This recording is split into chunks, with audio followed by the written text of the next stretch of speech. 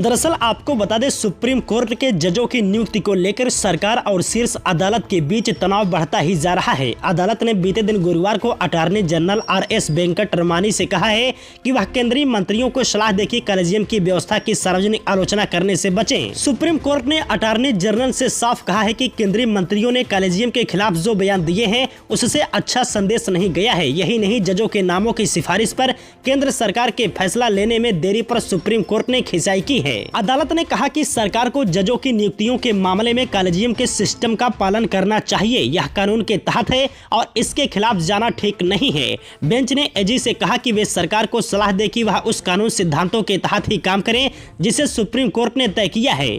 अदालत ने कहा कि एक वर्ग कॉलेजियम की व्यवस्था को यदि सही नहीं मानता है तो इसके बारे में सार्वजनिक तौर पर ऐसे टिप्पणियां नहीं होनी चाहिए और इससे कानून नहीं बदल जाता। बेंच ने कहा कि संवैधानिक बेंच के आदेश से कॉलेजियम की व्यवस्था आई थी और उसका पालन होना चाहिए।